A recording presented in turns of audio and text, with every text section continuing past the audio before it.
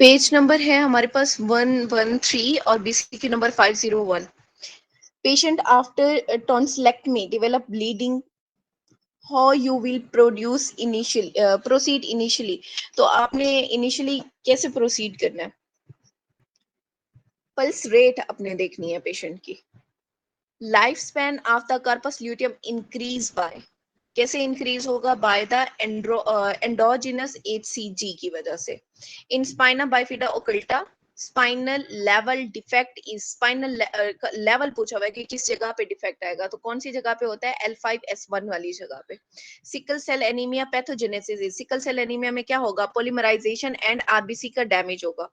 Fat absorb from the intestine is, तो याद रखना फैट जो एब्जॉर्ब होती है वो मिक्स्ड मिसल्स की फॉर्म में होती है, लेकिन जो ट्रांसपोर्ट ट्रांसपोर्ट की बात की जाए तो ट्रांसपोर्ट होती है in the form of chylomicron, कालों की सूरत में, काइलोमाइक्रोन की सूरत में, ठीक है।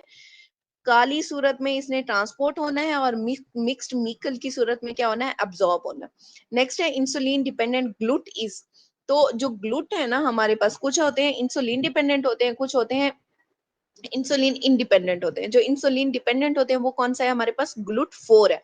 जबकि इंसुलिन इंडिपेंडेंट जो है वो ग्लूट 1, 2 एंड 3 है। ग्लूट 4 कहाँ पे होता है? स्केलेटल मसल में, एडिपोज टिश्यू में और हार्ट में। जबकि ग्लूट 1, 2 एंड 3 ये क्या है? इंडिपेंडेंट है, इंसुलिन इंडिपेंडेंट। 1 किस में होगा? ब्लड में, ब्लड ब्रेन बैरियर में और हार्ट में टू लेसर एक्सटेंट। वैसे मेनली हार्ट में क्या होता है? ग्लूट 4 होता है। उसके बाद ग्लूट 2, ग्लूट 2 किस में होता है? लिवर में, पैंक्रियास में और स्मॉल इंटेस्टाइन में। और जो ग्लूट 3 है वो किस में होगा? ब्रेन में, न्यूरॉन में एंड स्पर्म्स में। Blood group has which of the, A blood group has which of the following, तो याद रखना जो भी ब्लड ग्रुप हो ना उस ब्लड ग्रुप का अपने ही नाम का जिन उसके ऊपर होगा और अपोजिट नाम का एंटीबॉडी होगी। अब ए ब्लड ग्रुप है तो ए एंटीजन उसके ऊपर होगा और एंटी बी एंटीबॉडी उसके ऊपर होगी। ये देखो, A blood group has anti B antibody, लेकिन जो जिन है वो अपने ही नाम का है, ठीक है। एंटीजन जो है वो अपने ही नाम का होगा। और दूसरा ए पॉजिटिव जो ब्लड ग्रुप है वो कोरिलेट करता है किसके साथ? गैस्ट्रिक कार्सिनोमा के साथ, एसोसिएट करता है विद गैस्ट्रिक कार्सिनोमा। नेक्स्ट है which of the following lung volume और capacity can measured by spirometry, तो स्पायरोमेट्री से आप क्या चीज मेजर कर सकते हो? जो अहम चीज है vital mainly capacity care of होगा हमारे पास, वाइटल कैपेसिटी होगी, उससे आपने मैयर करना है। नेक्स्ट है हमारे पास, a woman deliver a baby with cleft palate congenital birth defect, she gave history of taking drug for the acne। अब एक्ने के लिए ड्रग ले रही थी तो वो कौन सी है? रेटिनोइक एसिड है, जिसने क्या काम किया? क्लेफ्ट पैलेट और कंजेनिटल बर्थ डिफेक्ट काज कर दिए। tall young man has aortic root dilatation up to 4 centimeter, ocular examination show lens dislocation, mitral wall leaflet defect and systolic click, what is the diagnosis। अब देखो ये सारा कुछ किस में हो रहा है? टाल यंग मैन है, एओर्टिक रूट डायलिटेशन है, लेंस में डिसलोकेशन हो रही है, माइट्रल वॉल लीफलेट डिफेक्ट आ रहा है, ठीक है। ये सारा कुछ किस में आता है? इन मार्फन सिंड्रोम। अब मार्फन सिंड्रोम को हमने कैसे याद किया था कि मार्फन में एफ को आपने बड़ा करना है तो एफ से याद रखना है क्रोमोसोम नंबर 15 इसमें इन्वॉल्व है। मार्फन को एक्चुअली अपने मार्फन के नाम से ही याद रखना है। एम से क्या है? Medial necrosis of the aorta होगी और माइट्रल वॉल का प्रोलैप्स होगा। ए से एओर्टिक एन्यूरिज्म होगा। आर से क्या है? Retinal detachment. एफ से क्या है? Fibrillin protein defect. F B N 1 gene की म्यूटेशन हो जाती है और क्रोमोसोम नंबर 15। तो इसे आपने याद करना है, एफ से 15, एफ से फिब्रिलिन प्रोटीन और मार्फन का एफ, ठीक है। और एक एंड्रोडेक्टेली होगी, नेगेटिव नाइट्रोप्रोसाइड टेस्ट होगा, पॉजिटिव इन होमोसिस्टिन यूरिया और सबलक्सेटेड लेंस या डिसलोकेशन ऑफ द लेंस हो जाती है। इसके अलावा ऊपर आपको एक ऑप्शन में दिया हुआ है पटाउ सिंड्रोम। अब पटाउ सिंड्रोम क्या होता है? ट्राइसोमी 13 को आपने पटाउ सिंड्रोम कहा हुआ है, ठीक है। इसमें क्या होता है? पी से पोलीडेक्टेली होगी, पी से पाल्मर क्रीज मिलेगा और पी से ही पैलिट लिप क्लेफ्ट मिलेगा और पी से पीडीए हार्ट डिजीज में आ जाएगा, ठीक है। और बिग टो वाइडली स्पेस्ड होता है इसमें। पटाऊ में, पटाऊ से ही आपने याद रखना है, ये सारा कुछ था। पी से, ए से क्या आ रहा है हमारे पास, एप्लेजिया क्यूटिस कंजेनिटा। टी से क्या है हमारे पास, ट्राइसोमी 13 हो गया। और वाई, टी से टो, वाइट टो जो है वो फर्स्ट स्पेस जो होती है ना, टो वाइट स्पेस्ड। उसके बाद क्या है हमारे पास, ए से AST abdominal wall defect, absent rib, abnormal air, और यू से अम्बिलिकल हर्निया होता है। ये आपको दिखाया है पटाउ सिंड्रोम का।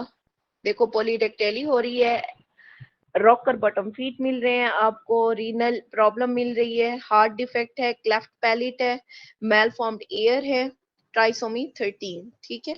और इसके अलावा उन्होंने दूसरा जो आपको दिया हुआ है, निमोनिक क्रैम्प से क्लेफ्ट लिप हो गया, रीनल एबनॉर्मेलिटी हो गई, ए से कार्डिक डिफेक्ट, कार्डिक का ए बड़ा किया हुआ है, एम से माइक्रोसेफेली मेंटल रिटार्डेशन, और पी से पॉलीडेक्टेली। अब जिससे याद रखना चाहो उससे कर लो।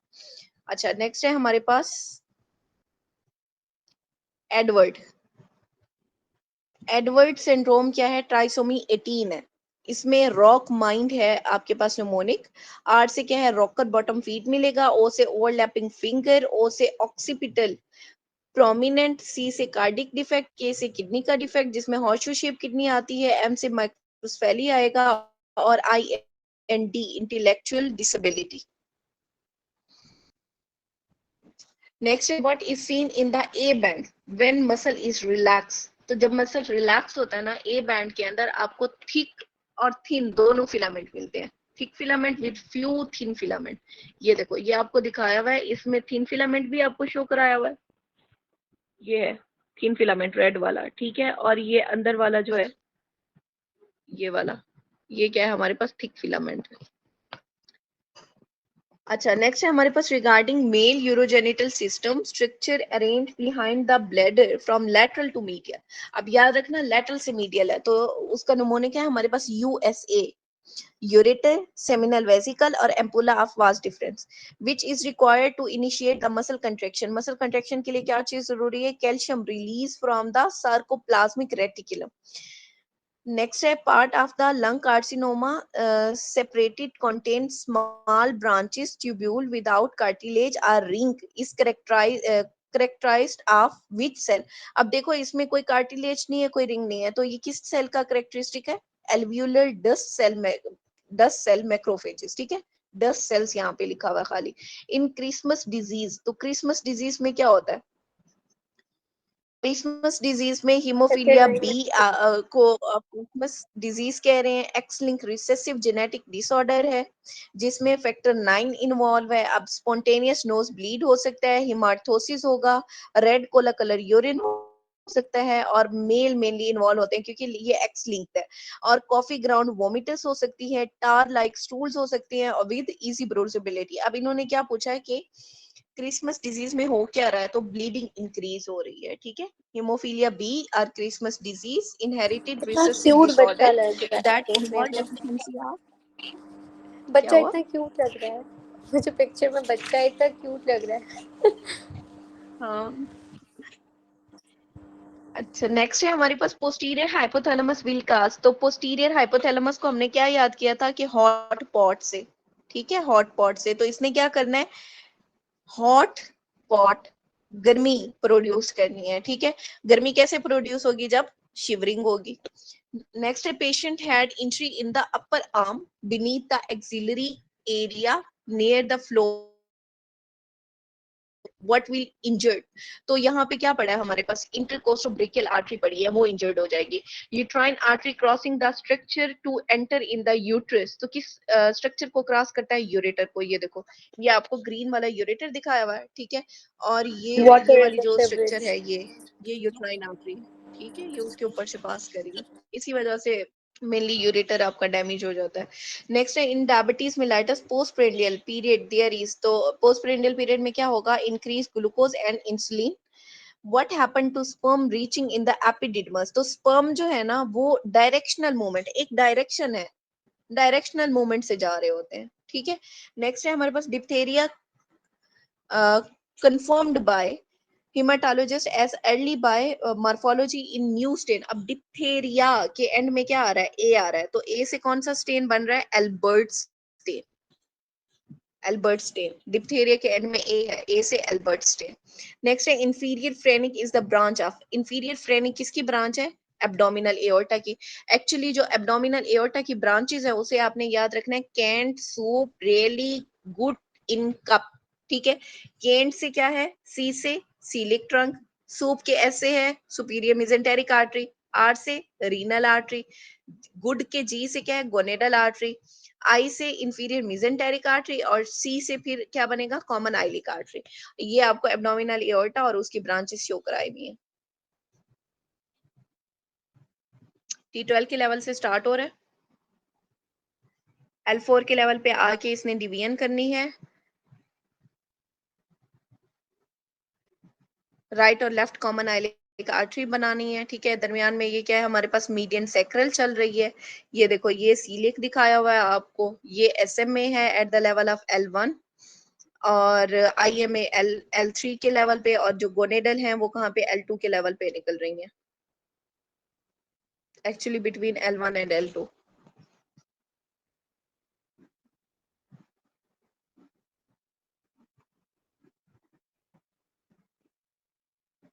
नेक्स्ट है increase ECF potassium, what will be effect on the heart.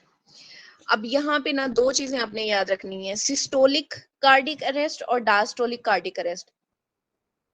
अगर तो एक्स्ट्रा सेलुलर फ्लूइड में पोटाशियम ज्यादा हो जाए, ठीक है, तो उससे क्या होगा? हमारे पास डायस्टोलिक कार्डिक अरेस्ट होगा।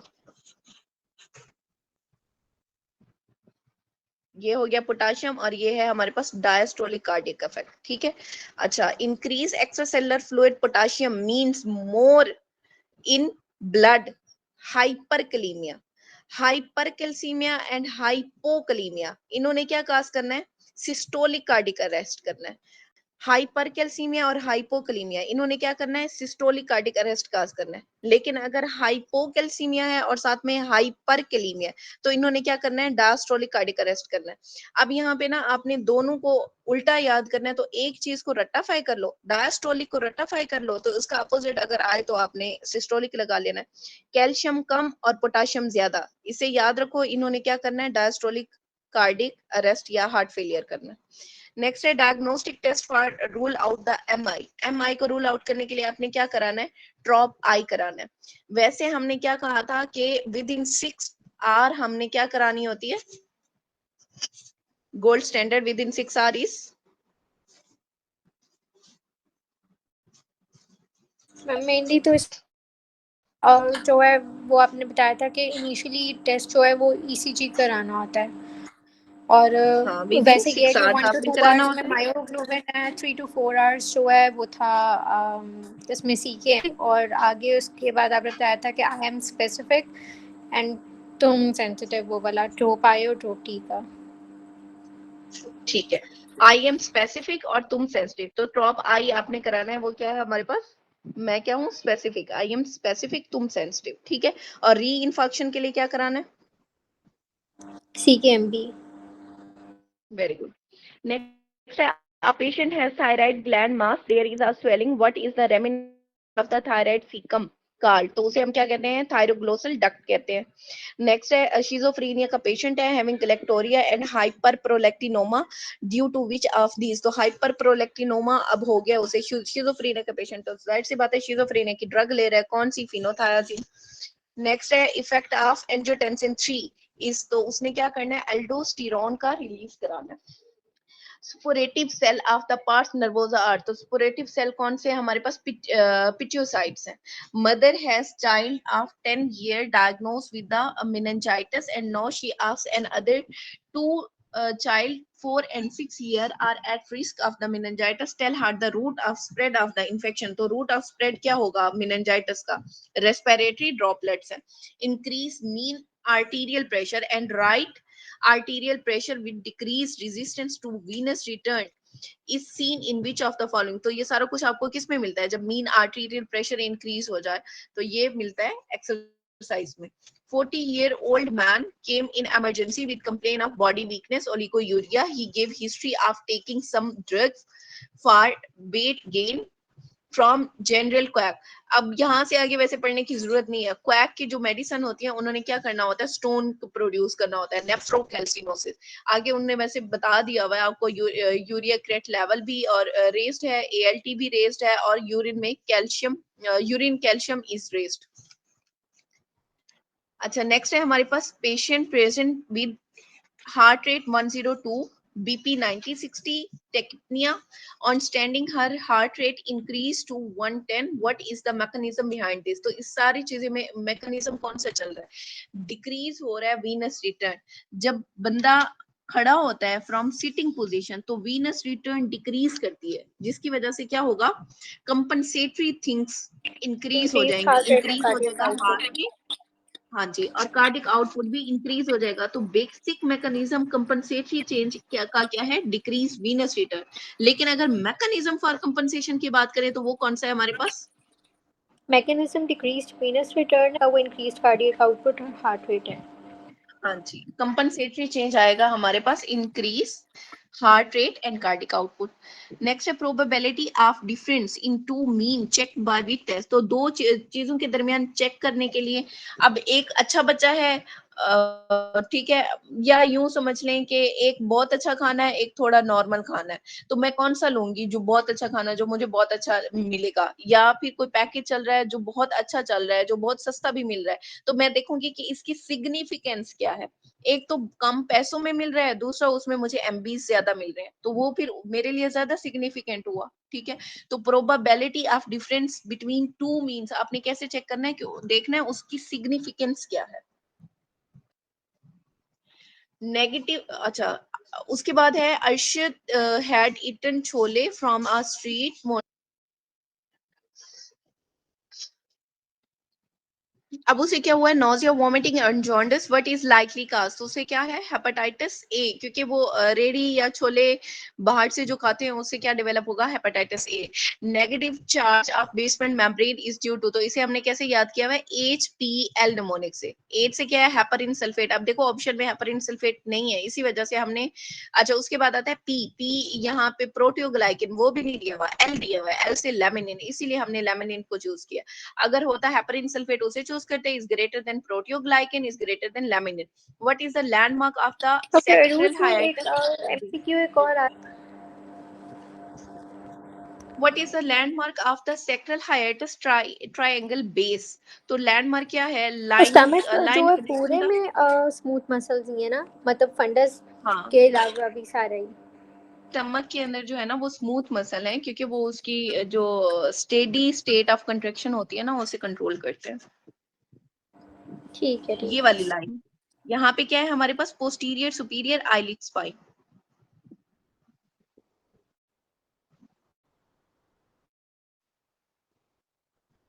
Which drug increase heart rate, blood pressure and cardiac output? तीनों को कौन इंक्रीज कर रहा है?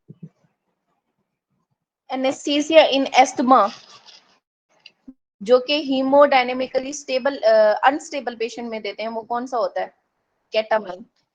एनेस्थीसिया इन एस्थमेटिक हीमोडायनेमिकली अनस्टेबल पेशेंट में आपने केटामिन देना है, लेकिन अगर पेशेंट स्टेबल है तो फिर क्या देंगे, प्रोपोफोल देंगे।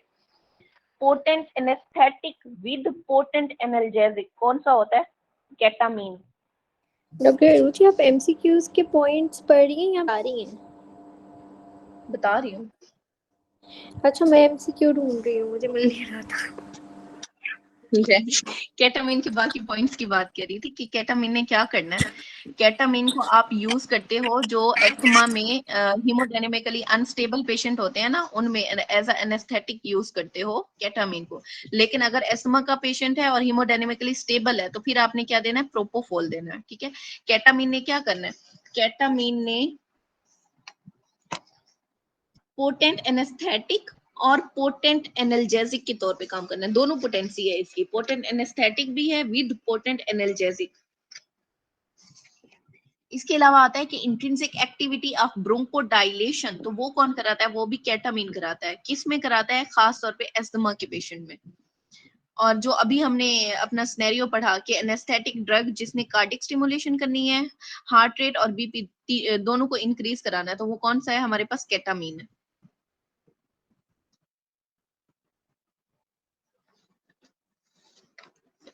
अच्छा, नेक्स्ट क्या है हमारे पास, patient for the caudal block, doctor want to give more anaesthesia, what will be use. तो फॉर फर्दर एनेस्थीसिया आपने क्या देना, ब्यूपीवाकेन देना।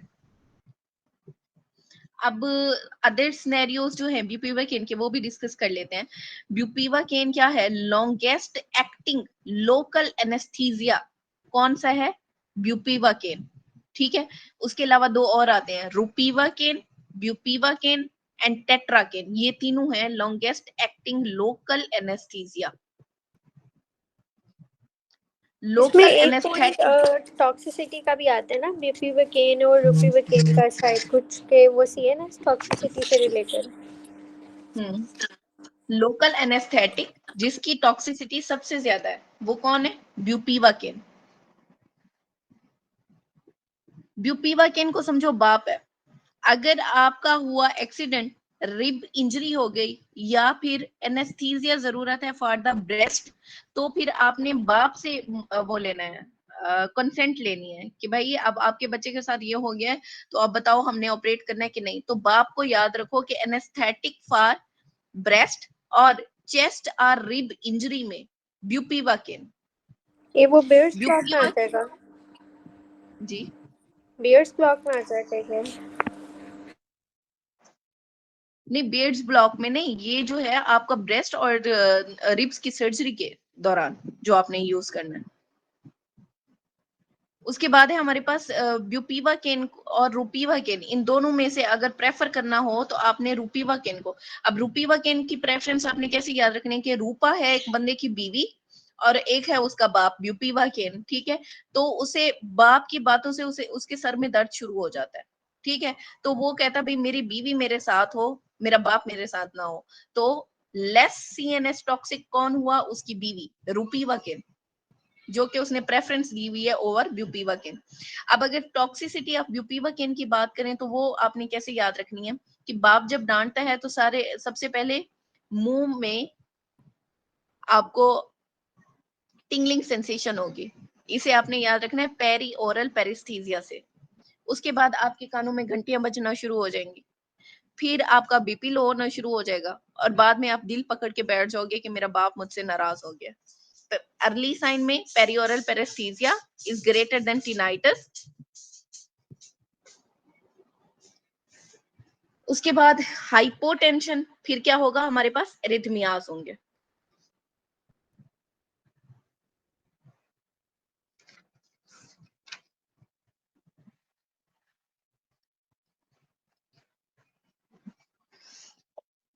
नेक्स्ट है fetal blood leaving placenta having oxygen is, तो कितनी ऑक्सीजन जरूरत है, 30 mmHg।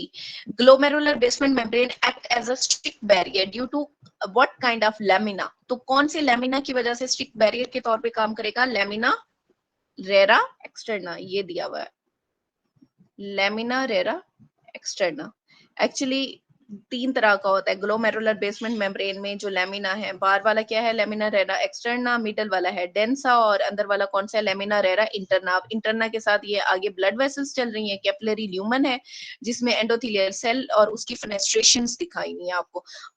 और अगर आउटसाइड की बात करें तो वहां पे क्या है हमारे पास, ये पोडोसाइट्स हैं, visceral epithelium, filtration sleep process और फूड प्रोसेस दिए। Next है which type of inflammation is present in the appendicitis। अब appendicitis के एंड में एस आ रहा है, तो एस से याद रखो कि pus with pus in the cell in it क्या होगा, सुपुरेटिव होगी। ये एस से सुपुरेटिव याद रखना, ये भूल जाता है एट द एंड, सीरियस नहीं करना, सुपुरेटिव है। Primary villus consist of which of the following cell, तो प्राइमरी विलस में क्या आता है हमारे पास, साइटोट्रोफोब्लास्ट एंड सिंसिटियोट्रोफोब्लास्ट, ये हमने पहले भी किया हुआ है। सेकेंडरी में क्या आता है, साइटो सिंसिटियो और साथ में मीजोडर्म, और टर्शरी में क्या आएगा, cytotrophoblast syncytiotrophoblast and capillary. Type of immunoglobulin in RH incompatibility, तो कौन सी होती है, RH इनकम्पेटेबिलिटी बच्चों में होती है। बच्चे क्या कहते हैं, जी अम्मा, तो जी अम्मा से क्या याद रखोगे, IgG। Which now formed from the anterior division of the sacral plexus, तो जब मैंने लोअर लिम्ब किया था आपके साथ तो मैंने आपको बताया था ये याद रखना है, एंटीरियर और पोस्टीरियर डिवीजन, ठीक है। एंटीरियर डिवीजन से क्या बन रहा है हमारे पास, ऑब्टुरेटर नर्व बन रही है, पोस्टीरियर डिवेन से क्या बन रहा था, फेमरल नर्व बन रही थी। उसके बाद है ligand gated ion channel which receptor act through this. तो कौन से रिसेप्टर एक्ट करते हैं, गाबा ए रिसेप्टर एक्ट करते हैं, ठीक है। एक्चुअली जो गाबा रिसेप्टर है वो 3 तरह के है, गाबा ए है, गाबा बी है, गाबा सी है। तीनों ने क्या करना है, बाइंड करना है, bind GABA with the end result of the membrane hyperpolarisation, जिससे क्या होगा, शंट ऑफ एक्साइटेटरी न्यूरोट्रांसमिशन होगी। लेकिन जो गाबा ए है इसने मल्टीमेरिक लाइगेंड गेटेड क्लोराइड चैनल के ऊपर एक्ट करना है। गाबा बी ने क्या करना है, ये कपल करता है विद द जी प्रोटीन, ये आपके पास एमसीक्यू आता है, इसी वजह से मैंने ये डिस्कस किया, कपल करता है with the ji protein. Post synaptic potassium efflux होता है, ठीक है, और pre synaptic prevent calcium influx via inactivation of VGCC। ये नहीं आता, सिर्फ इतना आता है कि जी प्रोटीन से कौन सा एक्ट करता है, तो वो है हमारे पास गाबा बी। उसके बाद है गाबा सी का, वो homometric ligand gated chloride channel. Next है skin of the glands penis drained by, तो स्किन की बात की गई है, स्किन कहाँ पे जाएगी, ऐसे स्किन ऐसे superficial inguinal lymph node. Equal chance of each person being selected in a study, तो इक्वल चांस होगा सिलेक्शन का, इसे हम क्या कहते हैं, रैंडम सैंपलिंग कहते हैं। What is the fetal component of the placenta supplying most nutrition and gaseous exchange, तो एफ से फीटल कंपोनेंट, एफ से फ्रंटोजम, ठीक है, फ्रेंडली है फीटस के साथ, chorionic frondosum. Early week of development में विलाई ने कवर किया होता है entire surface of the chorion को। जितना प्रेगनेंसी एडवांस हो जाती है, villi on the embryonal pole continue करते हैं to grow and expand, give rise to chorionic frondosum, जिसे हम क्या कहते हैं, बुशी कोरियोन कहते हैं। Villi on the embryonic pole degenerate होना शुरू हो जाते हैं by the 3rd month this side of the chorion, now known as, इसे हम क्या कहते हैं, कोरियोन लिवाई, जो कि स्मूथ हो गई है अब।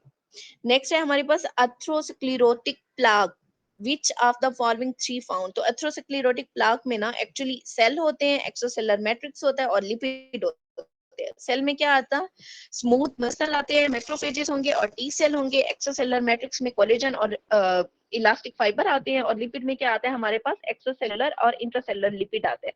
तो स्मूथ मसल, कनेक्टिव टिश्यू और मैक्रोफेजेस आएंगे। नेक्स्ट है हमारे पास, a patient has complain of night blindness, diarrhoea, there is a corneal ulcer, cope like spot. अब cope like spot, Bitot spot, ये सारा कुछ किस में हो रहा है, due to deficiency of vitamin A. Vitamin A. Next है हमारे पास, a person with the megaloblastic anaemia with oval macrophages and intrinsic factor, given diagnosis will be, तो क्या डायग्नोसिस होगा, vitamin B megaloblastic cobalamin, anaemia. Very good, megaloblastic. ठीक है।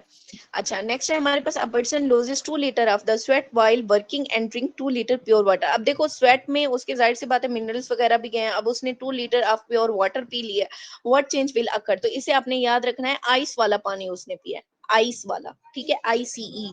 ICE से ना आपको याद रहेगा, पहले आईसीएफ है, ईसीएफ नहीं है, ठीक है। ICF का वॉल्यूम इंक्रीज होगा, that is greater than decrease ICF, osmolarity is greater then increase ECF। पहले आइस वाला पानी, उसके बाद आएगा ECF, इंक्रीज ECF वॉल्यूम और फिर greater than decrease ECF osmolarity.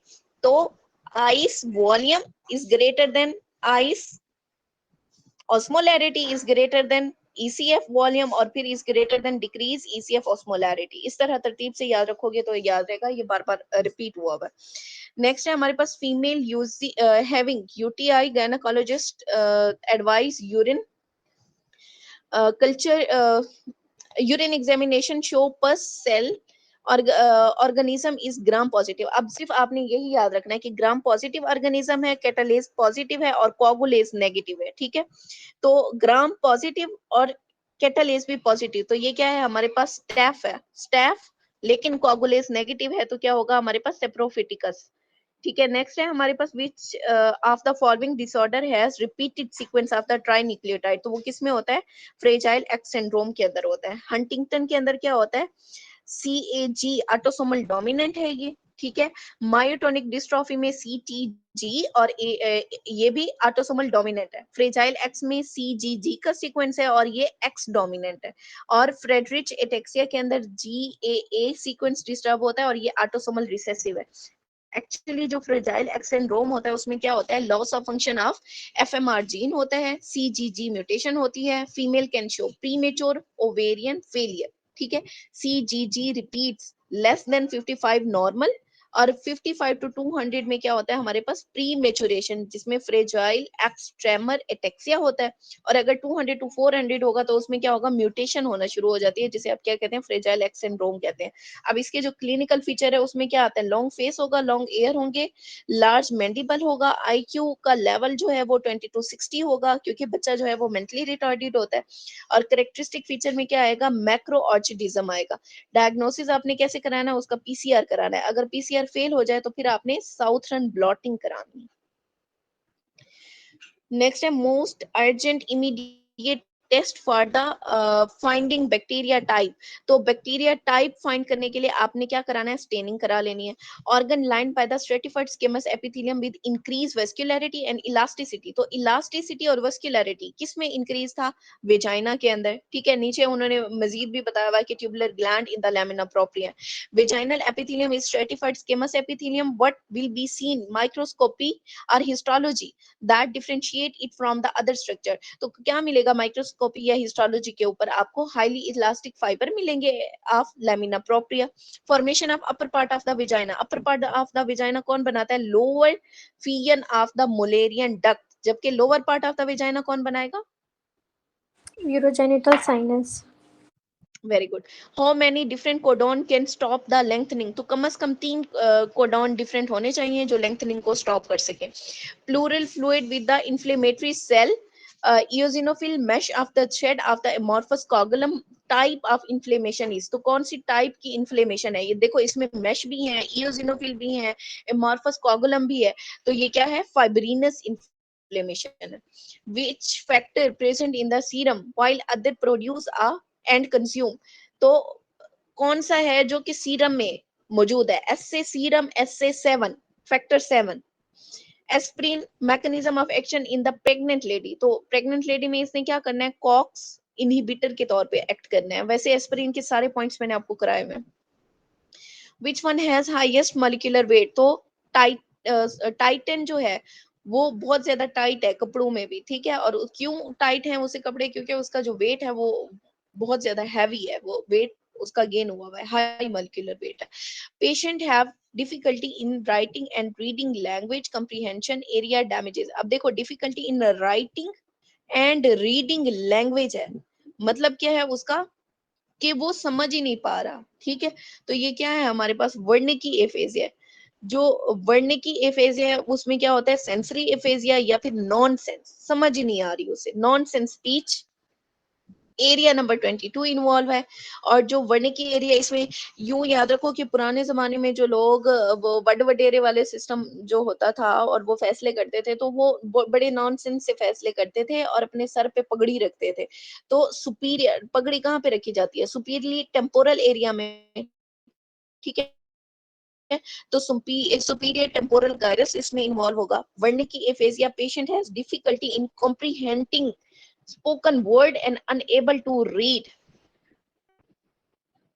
Wernicke is wordy याद रखो, मतलब इसे बोले जाना है, बोले जाना है, बोले जाना है, लेकिन इसे समझ नहीं आ रही ये बोल क्या रहा है। उसके बाद आता है आपका ब्रोकाज एफेजिया। ब्रोकाज एफेजिया को याद रखना है आपने ब्रोकन माउथ से, जिसका ब्रोकन माउथ है तो उसने बोलना नहीं है, तो मतलब मोटर एफेजिया हो गया, या नॉन फ्लुएंट एफेजिया जिसमें एरिया नंबर 44 45 इन्वॉल्व होता है। अब हमने अपने मुंह से बोलना है, मुंह कहाँ पे है, फ्रंट पे है और इंफीरियरली पड़ा हुआ है, तो इंफीरियर फ्रंटल गायरस इसमें इन्वॉल्व है। नेक्स्ट है हमारे पास बोथ वर्निकी एंड ब्रोकाज एफेजिया होगा, तो क्या होगा, प्लस आर्कोइड फेसिकुलस इन्वॉल्व होगा, ठीक है। अच्छा, एनोमिक एफेजिया में क्या होता है, mild fluent aphasia, failure of word retrieval और एंगुलर गाइरस इन्वॉल्व है उसमें। नेक्स्ट है which of the following are spore forming bacteria. तो स्पोर फॉर्मिंग कौन से हैं, clostridium tetani. Most common characteristic sign and symptom of the food poisoning due to clostridium botulism. तो क्या होगा, फूड पॉइजनिंग की वजह से फ्लैसिड पैरालिसिस हो जाएगा रेस्पिरेटरी मसल का। खास तौर पे वो जो मेरे आप ख्याल से ना वो एमसीक्यू थोड़ा सा ये था कि सीरम में कौन सा है, तो एस से सीरम, एस से 7, मतलब डबल एस हो गया ना, एस एस, सीरम 7, फैक्टर 7 उसमें इन्वॉल्व होगा।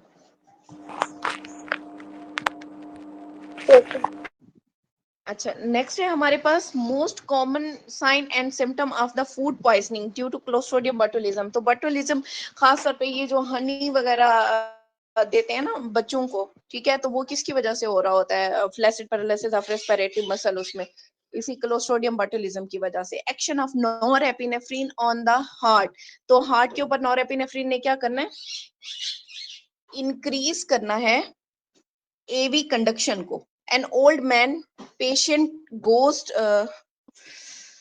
for abdominal surgery, feel pain in the leg, what is the cause? अब सर्जरी उसकी हुई है, ठीक है, सर्जरी की वजह से वो इमोबलाइज हो गया, इमोबलाइज हुआ है तो कोई थ्रोम्बस या कोई इस तरह की चीज है जिसकी वजह से क्या कर रहे हैं, उससे पेन हो रहा है, प्रोलॉन्ग इमोबलाइजेशन की वजह से। नेक्स्ट क्या है हमारे पास, यूरिनरी एबनॉर्मेलिटी एसोसिएटेड विद, तो यूरिनरी एबनॉर्मेलिटी में क्या होगा, ब्लैडर के इन्फेक्शन में मेनली इन्वॉल्व होता है शिस्टोसोमियासिस, और ऑर्गेनिज्म का नाम क्या है, शिस्टोसोमा हिमाटोबियम।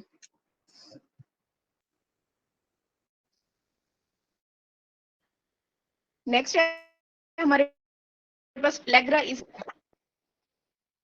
प्लेग्रा किसके साथ एसोसिएट होता है, कौन सी डेफिशिएंसी के साथ, niacin, vitamin niacin, B, vitamin B3, B3 B3. नया, और इसके अलावा क्या होता है नियासिन डेफिशिएंसी में, नियासिन डेफिशिएंसी में मेनली तो यही कि डर्मेटाइटिस और डायरिया, डिमेंशिया इसके साथ आता है, हार्ट नर्व हाँ डिजीज इसमें, कुछ इस तरह था। हाँ वेरी गुड, 3 Ds है, डायरिया, डिमेंशिया, डर्माटाइटिस। अब डेथ भी वैसे इसमें इन्वॉल्व हो गया है, ठीक है।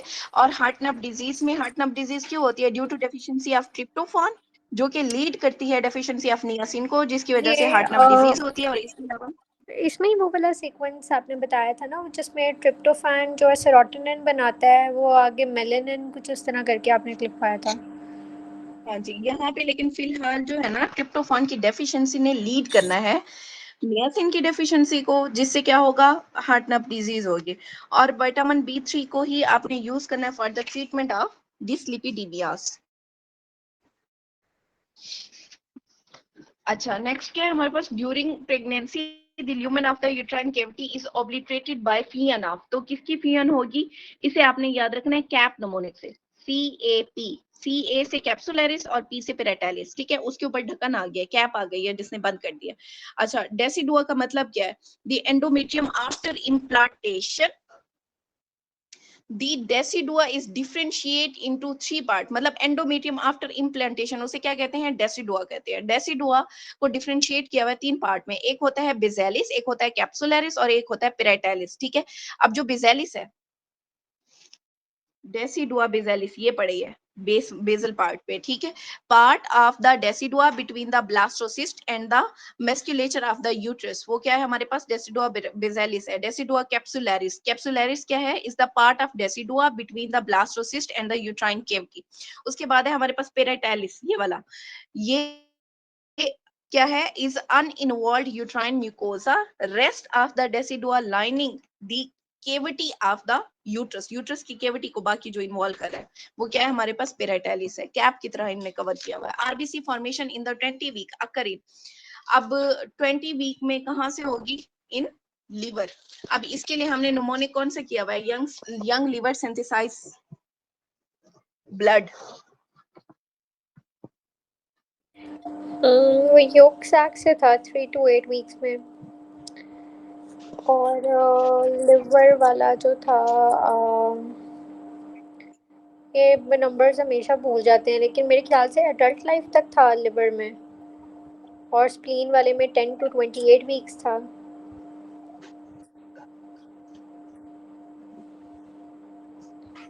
मुझे नंबर भूल गया।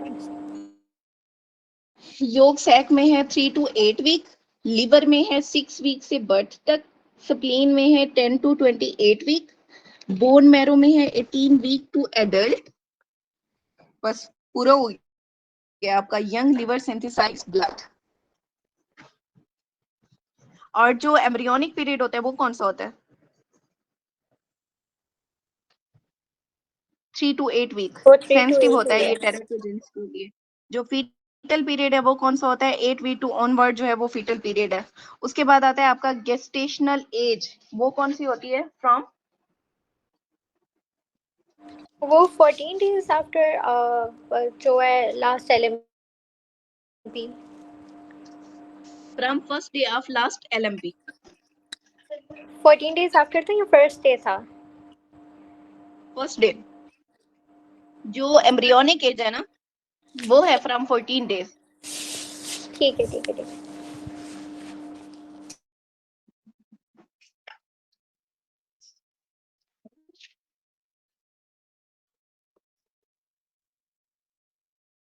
अच्छा, नेक्स्ट है हमारे पास total sperm count in 1 day.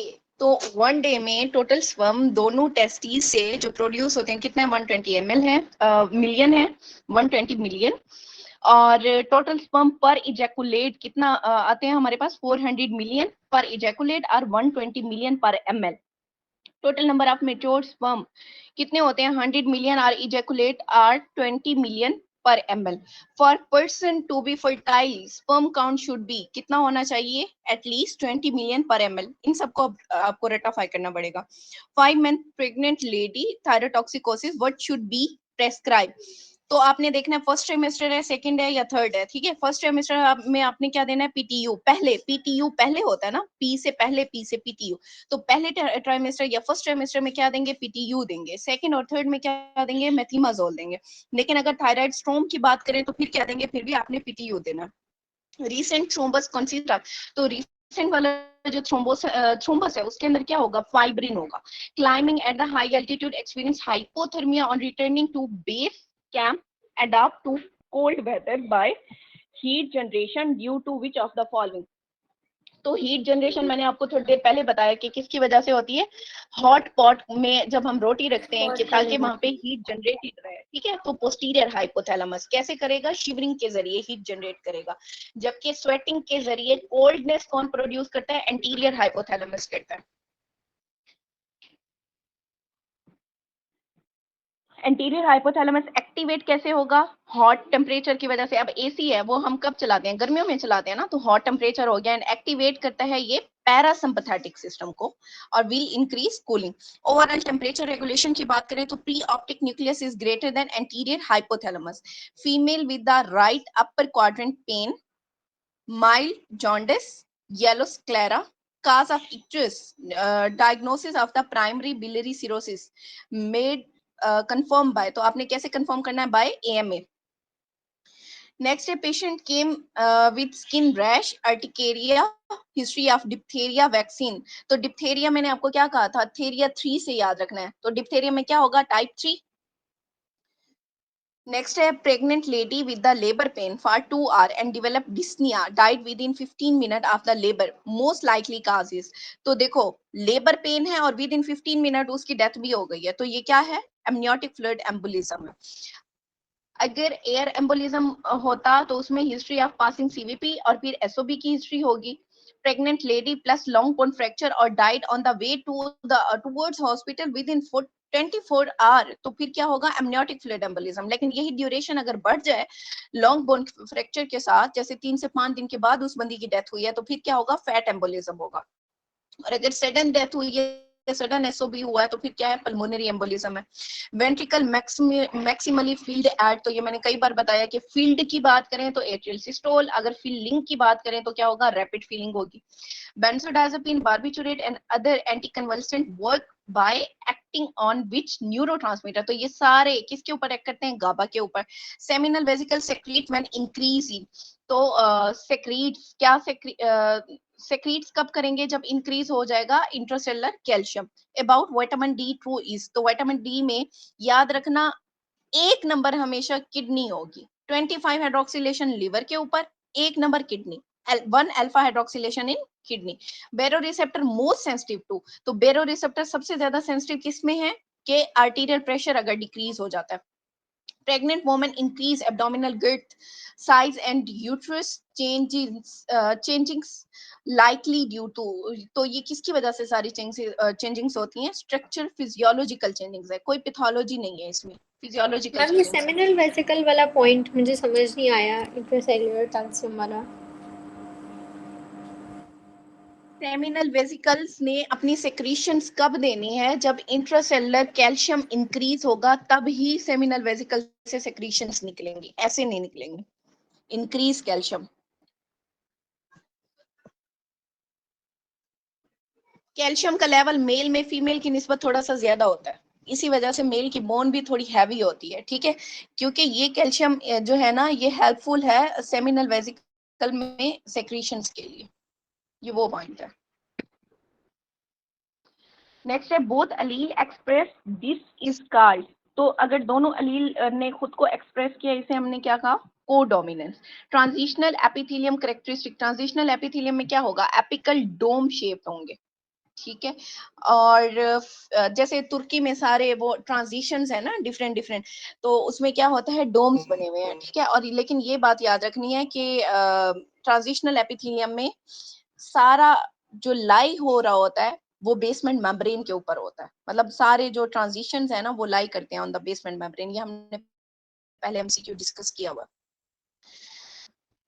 आगे फिर वही है मार्फन सिंड्रोम वाला, एओर्टिक डायलेटेशन है up to 4 centimetre, ocular examination show lens dislocation mitral wall leaflets with a systolic click defect in which of the following, तो उसमें क्या होगा? Inherited deficiency of the fibrillin होगी, atrial stretch leading to tachycardia, this is, तो इसे हम क्या कहते हैं? ब्रेन ब्रिज रिफ्लेक्स कहते हैं।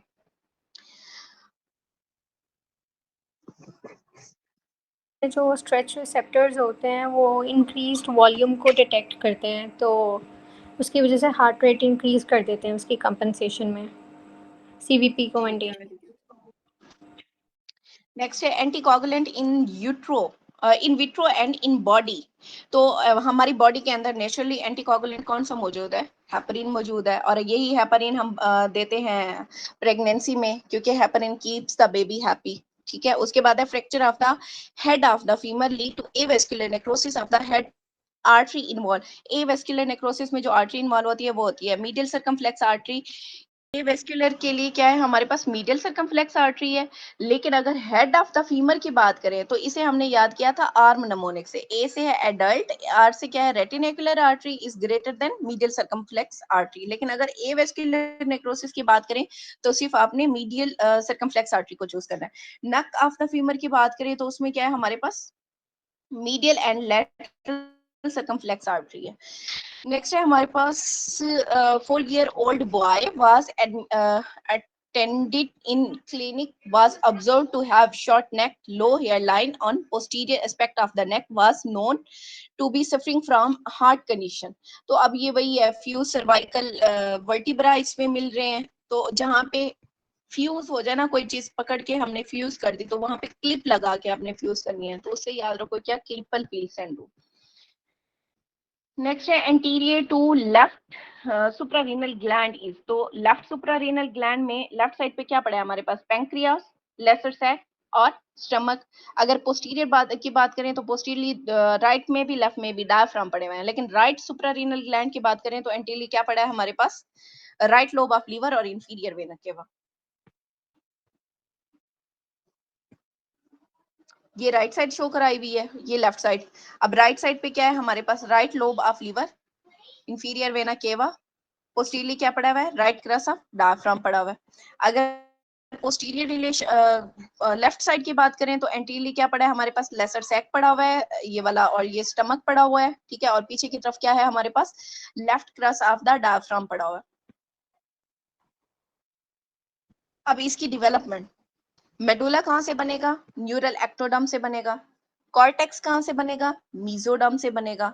लाई कहाँ पे करता है? आउटसाइड द जेरोटास फेशिया लाई कर रहा है ये। आर्टरी कौन सी सप्लाई कर रही है? सुप्रारीनल, जो कि डायरेक्ट निकलती है फ्रॉम द एओर्टा, और branches of inferior phrenic and renal. Vein कौन सी है? Right short to inferior vena cava और लेफ्ट वाली टू द रीनल। और शेप क्या है इसकी? Pyramidal. Medulla neural crest cell से है और जो कॉर्टेक्स है वो मेसोडर्म से है। हाँ, medulla neural crest neural ectoderm से है, और जो कॉर्टेक्स है वो है मेसोडर्म से। ठीक है। कॉर्टेक्स को यूं याद रखना है, CORTEX है ना, तो मेसोडर्म का MESO, तो दोनों का O मिला लो, मेसोडर्म।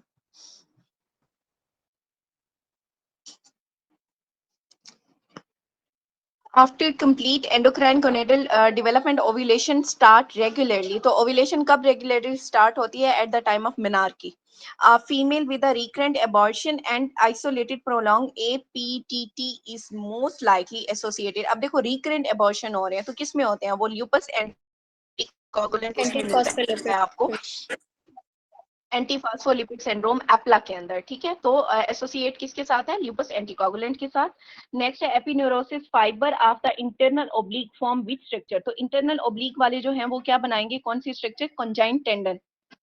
कंजाइन टेंडन को हमने कैसे याद किया था? सिट निमोनिक से। सिट निमोनिक में सी से क्या है? कंजाइन टेंडन, आई से है इंटरनल ओब्लिक, और टी से है हमारे पास ट्रांसवर्सस एब्डोमिनस मसल।